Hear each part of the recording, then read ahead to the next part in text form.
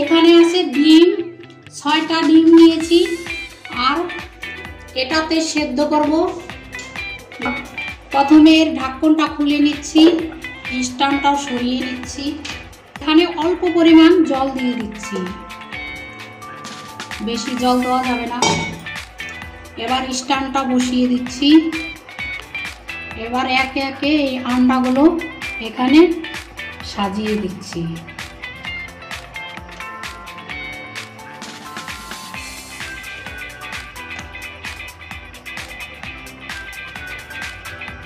এই দেখুন বসিয়ে দিয়েছি। এবার এই ঢাকনছে ঢেকে দিচ্ছি। এবার সুইচটা অন করে দিচ্ছি। দেখুন চালু হয়ে গেছে। 10 মিনিট পর এখানে আছে ডিম একদম ছাড়িয়ে পরিষ্কার করে নিয়েছি, একটা পেঁয়াজ কুচিয়ে নিয়েছি, আর মশলায় আছে আদা রসুন বাটা, জিরে বাটা, লঙ্কা বাটা আর গরম মশলা বাটা। এই আজকে লাগবে হয়েছে। আজকে পুরো রান্নাটা করব সর্ষের তেলে। প্রথমে সর্ষের তেল লাগবে,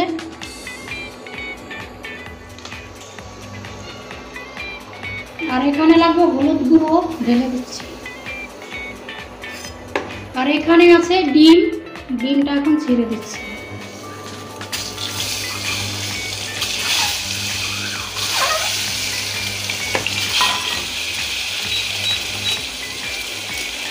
এবার নেড়ে নেব।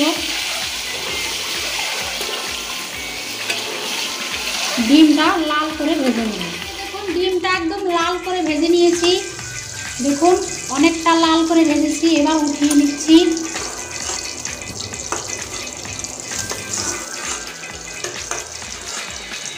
ফোড়নের জন্য আর একটু সর্ষের তেল লাগবে।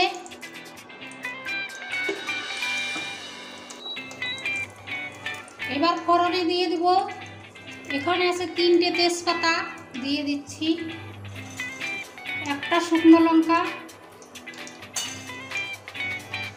আর দেব জিরে ফোড়ন।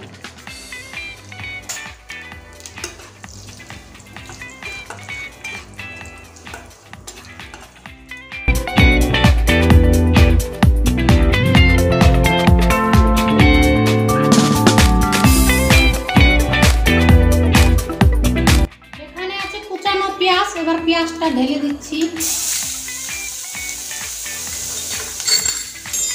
এবার পেঁয়াজটা লাল করে ভেজে নেব।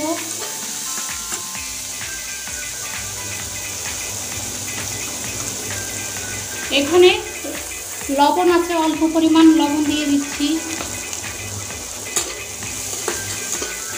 এখানে দেখুন পেঁয়াজটা বেশি ভাজিনি, অল্প ভেজে নিয়েছি। এখানে আছে আদা বাটা আর রসুন বাটা, জিরে বাটা, লঙ্কা বাটা আর গরম মশলা একসঙ্গে সব দিয়ে দিচ্ছি।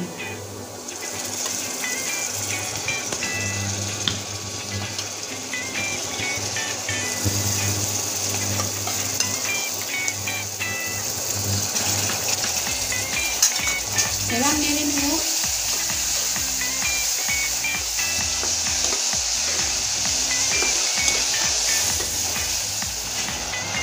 এবার তো এখানে বাটা মশলা ভেজে নিয়েছি। এবার দিয়ে দেবো হলুদ গুঁড়ো,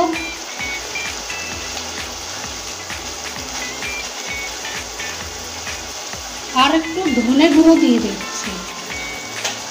এবার নেড়ে নেব। এবার মশলাটা সুন্দরভাবে কষতে হবে। মশলাটা ভেজে নিয়েছি। এবার পরিমাণ মতো জল দিয়ে দিচ্ছি।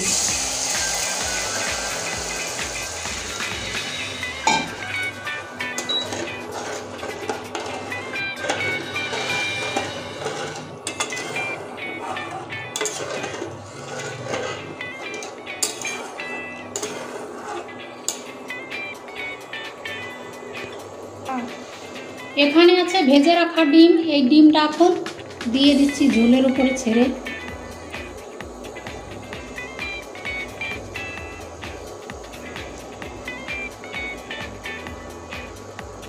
ঝোলে এখন ডিম পড়ে গিয়েছে, দেখুন কত সুন্দর কালার এসছে।